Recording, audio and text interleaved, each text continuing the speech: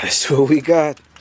What's going on YouTube? Welcome to the video. So if you guys watched that last video on me addressing the SI is broken, still doing some research on clutches. I think I may go with the action clutch, so I'm going to save for that. Like I said, previous video, action clutches or twin discs in general are not cheap, so definitely gonna buy brand new. I'm not buying used. And as much as I'm tempted, I've seen some used clutch online and they're within the price range that I can afford, but I'm not doing that right now. I'm sorry. I really want to get the car up and running. I really want to enjoy it, but I'm gonna take my time, man. I got too much invested in this car, so definitely, I don't know, action clutch, clutch masters, XZE, but definitely another twin disc. So since everything's breaking, I decided let me do a compression test on the motor just to see if this is falling apart as well. Someone did mention in the comments as far as crank walk. I really don't think that's an issue because upon doing some research, you know, it doesn't change at idle when I press the clutch in. What else? I'm not hearing any weird clunking noise. I checked the pulley yesterday. I tried as much as possible to put a pry bar behind it. I didn't see any irregular movements. When I first built this motor and the first startup, and I'm still doing it to this day, I disengage. I just jumped. I don't want to sound fancy and shit, but all I did, I just jumped the neutral, safety neutral switch, so I don't have to press the clutch in when I start the car. So the reason why I did that, and I don't know if it's necessary, I wanted to make sure every single compartment was getting oil. I felt like if I press the clutch in, it's not going to get any oil, especially on the first startup. So I don't know. They're faced the right direction, so that's one thing I made sure on those thrust washers. They're supposed to face in a certain orientation. So I don't know, man. I don't know. I do not know. So still brainstorming. So anyways, like I said, I'm doing a compression test. So this is a little overview, not really tutorial, but hopefully you guys will learn something from it. So the reason, in my summary, the reason of doing a compression test, I think it gives you a base reading on just the engine health, the health of the motor, your rings, your valves, if everything is seating properly. However, I would still recommend trying to get a leak down test where you use compressed air and you can hear for any leaks, or if you see any bubbling coming from your coolant, you know you have a bad head gasket. So I think, you know, they all work hand in hand. But if you don't have access to an air compressor, then you can definitely use you can definitely get some good readings from a compression test. Now, one of the important tools for doing so is this. This is a compression gauge. This is a Bosch gauge. I did, and I still have a Harbor Freight gauge, and I don't have anything against Harbor Freight. If you guys don't know me, I love Harbor Freight. 97% of this car was built on Harbor Freight tools, so no way I'm bashing, but that gauge, it reads low, so that's something you want to look out for. So I would invest the money and just get a decent gauge. I bought this from the auto store, so it was like $40 some, I think, and it definitely reads higher. On the Harbor Freight gauge, I was getting 90 across. However, that could be because my motor was just freshly broken in, and you need to give it some time, you know what I'm saying, to, you know, seat itself properly, and then it will build compression. I've learned that not because it's a fresh motor, your compression is going to be high, you know. So you got to give it some time for the rings and all that to seat in. But, you know, I would still invest in a decent gauge. I'll be doing this obviously on my 2011 Honda Civic Si. It goes for any car. You just want to make sure you can kill fuel and spark. and crank the motor over a few times and see what you get. I'll be doing a wet, a dry, and a wet. First I'll be doing the dry, and then I'll do a wet test. So if you're doing this in your SI, FA5, FG2, even FA1, FG1, which is R18 single cam, or a 9th gen, your setup is obviously going to be different from mine. If you're stock, you're gonna have a few components that you have to remove, especially the cowl, and you may have spark plug cover, which I don't have. So once you can get all these things out of your way, it's pretty straightforward. So one thing I'm gonna do as well, I'm gonna start the car, and I'm just gonna make it get to operating temp. I think it's best doing it. You get true numbers. Everything expands, and your readings will be accurate, as opposed to the motor being cold. So if the motor is out of the car, then that's a different story. But say you're going to buy a motor, and the person has it in the car, and they're willing and okay with you doing a compression test, then I'll take that opportunity, especially if you want to do a drop and swap. Now if it's a motor you're going to build and you don't care what the numbers are, then this is probably not necessary. So like I said, everything's broken, so let's see what we get, and let's start this video.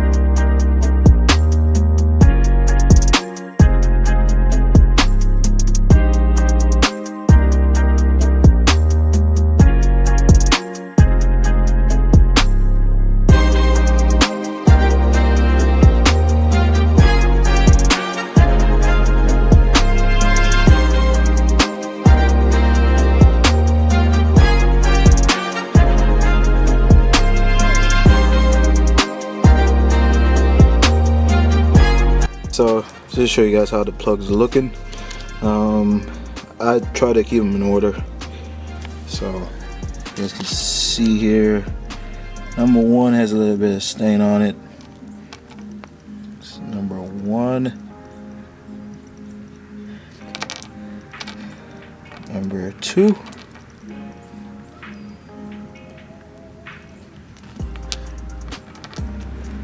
Three.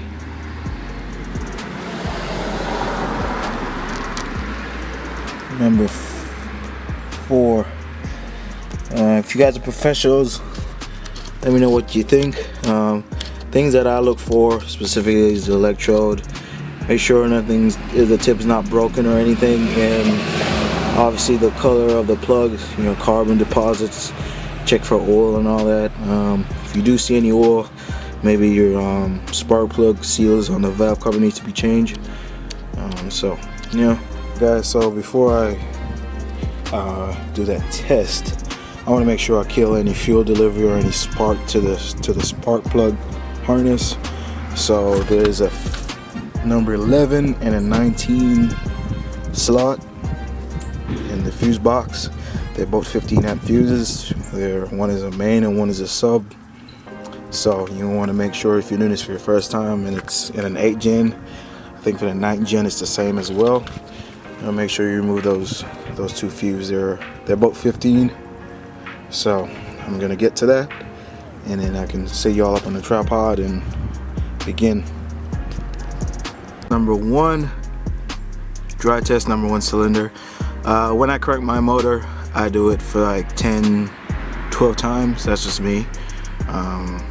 So yeah, let's do it.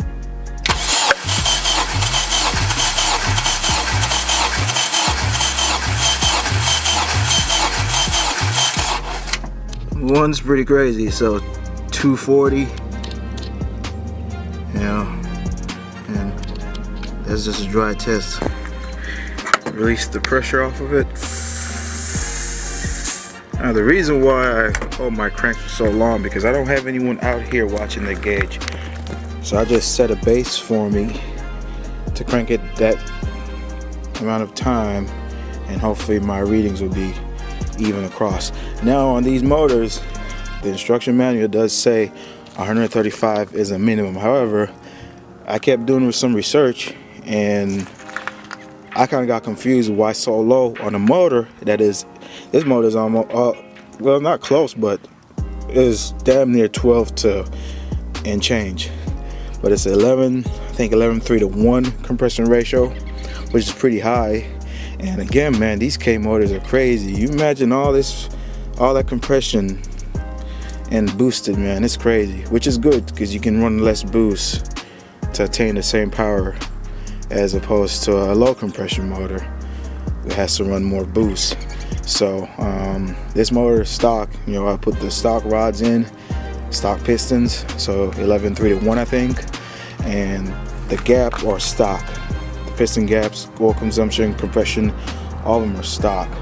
I thought about opening the gap more since I know it's going to run boost, but I didn't want to play all of that because you don't want a tight, you know what I'm saying, ring clearance, because when it gets hot and it butts up, you're fucked.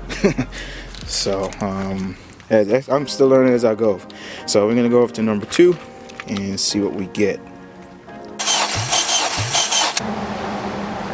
Yeah, that's 245 maybe.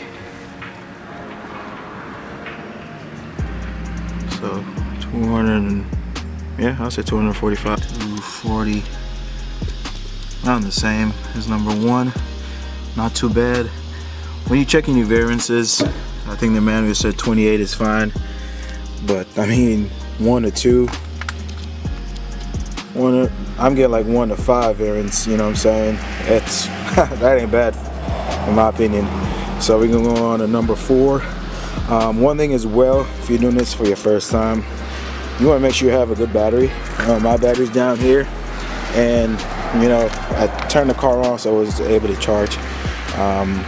You want to make sure you have good battery life. So if you got to hook up a jumper pack or hook another car battery to it, you want to make sure, because if your battery is dead and you have a slow crank, you're not going to build enough compression. So let's move on to number 4. I don't know what you guys are able to see this, but around 245 to 250. So everything is 5-10 difference of each other, man, which is pretty good. I'm really happy.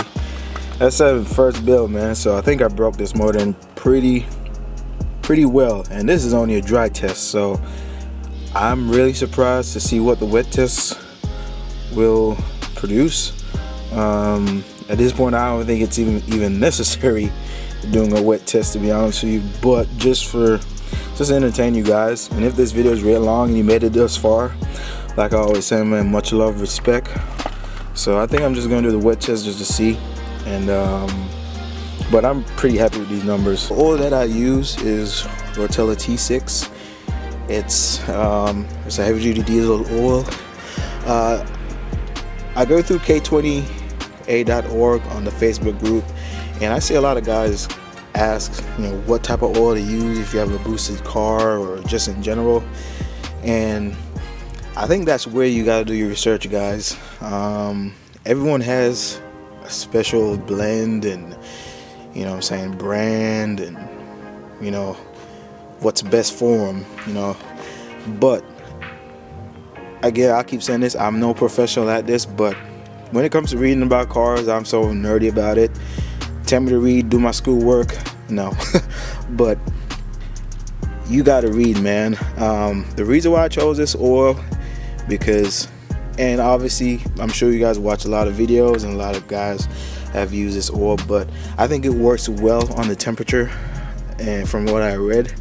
And I could have just went with a regular 540, but as far as the viscosity goes, say you're a stock motor, unopened, untouched K20, K24, no matter what it is, I would just use what the oil cap says, man. You don't have to go crazy with it. Now, the reason I would change the viscosity if I was running stock clearance, like I said, stock on open motor, is obviously you're running a turbocharger and you're going to create a lot more heat, which reduces the viscosity of the oil, if that makes sense.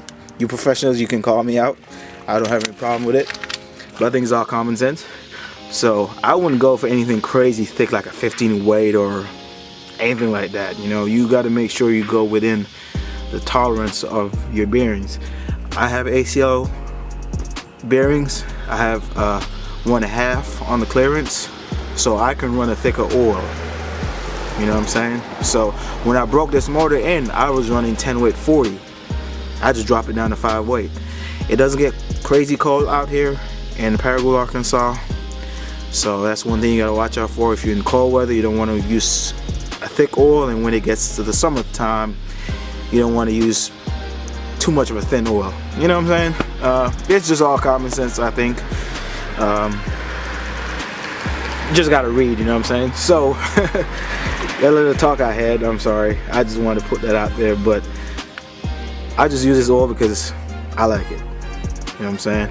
I wish I had more data that I could, you know, test what's the temperature it's running while, you know, in operation. But you're talking about running more sensors to the oil send unit and all that. But knowing that how these diesel cars and these trucks, you know, they run a lot of heat, I can tell you, you know, I think this does the job well. So I'm just gonna dab. I'm just gonna pour a little bit in each cylinder. And what I'm doing with the wet test, I'm just closing the gap so it creates a vacuum, so to speak, in compression, which helps to bump it. Quick example, say you did a dry test and say your compression was 20, okay, dry. You pour oil in that cylinder and it bumped up to like 100. Something's wrong, you know what I'm saying? So definitely you may have a ring problem going on. So I'm gonna do that, and let's get this wet test over with.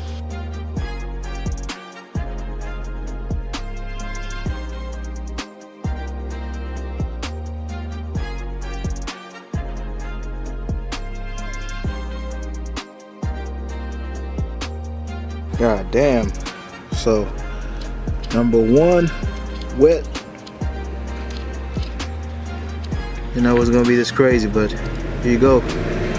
So you can see the difference when you put that oil, when you coat it, the top of the piston with the oil. So alright, let's get to number 2. Around the same, 270, 275. If you guys don't know how to read these gauges, they're in 5-pound increments. So 270, 275, 280, 285, 290, 295, 300. So yeah, I'll say 272 to 75. Let's go on number 3. Alright fam, number 3 looks like 270. So still around the same limit. Now let's move on to number 4. Let's see what we got.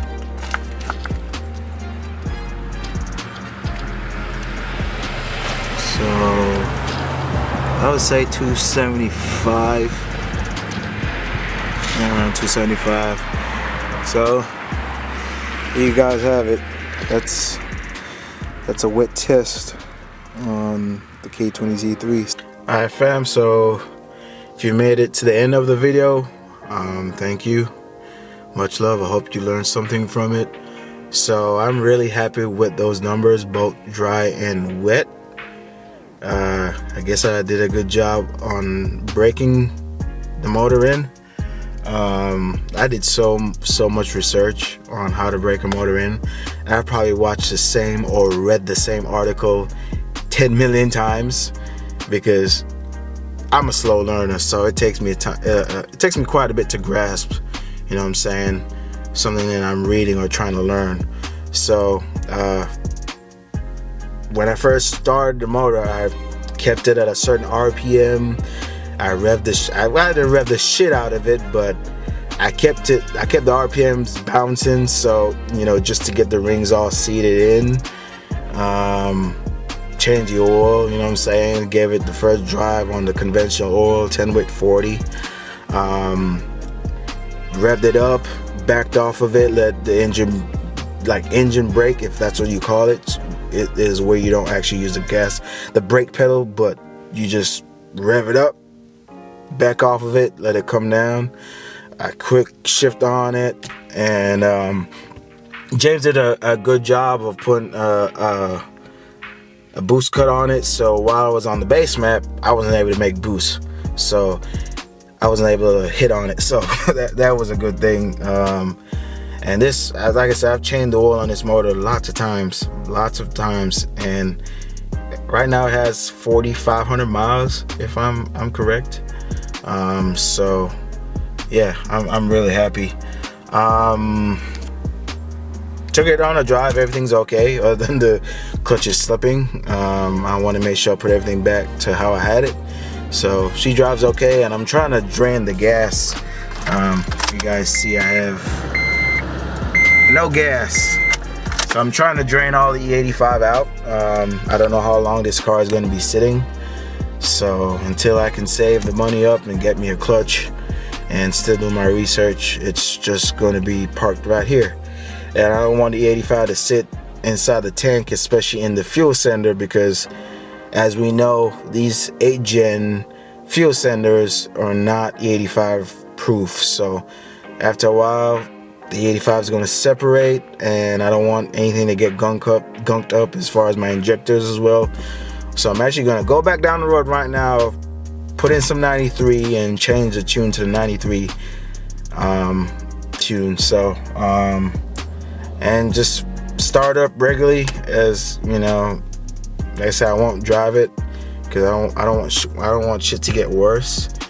So I'll just come out here in the morning times and just start her up, and you know, just try to keep everything fresh. I need to do another oil change as well, because this is the same oil I'm on going to EBTEC, going to Atlanta, going to Austin, and coming back here. So I still want to change the oil.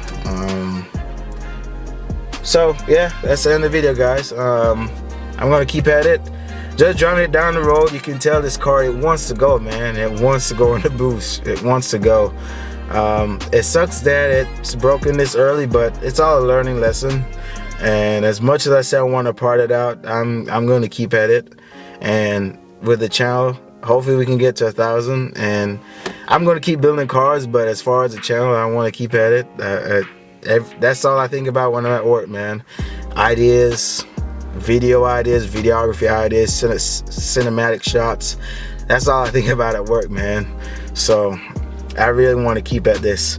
And with the car, I don't want to part it out. It's strange enough, I know you all would laugh, but this is my dream car, an FA5. I always wanted an FA5. I know, again, it's just a Honda Civic, but I don't like the color. I'll be honest with you. If I had to do 5 things I hate about my car, I don't like this color at all. I wish I had the Fiji blue or the Milano red, but I don't like this. I think it's alabaster silver. I don't like it, but this came at a good time, an opportunity, and I won't trade it for anything else, to be honest with you. So I definitely want to keep the car. So let's keep at it, family. So like the video, leave your feedback, and if you guys do a compression test or you guys need any help, if you're a new timer doing this, I definitely try to help as much as possible. So just don't be scared to message me. I ain't a stucky dude. So let's get it, guys. Let's get this channel to 1,000, and yeah, more growth from here. So much love, guys. Respect.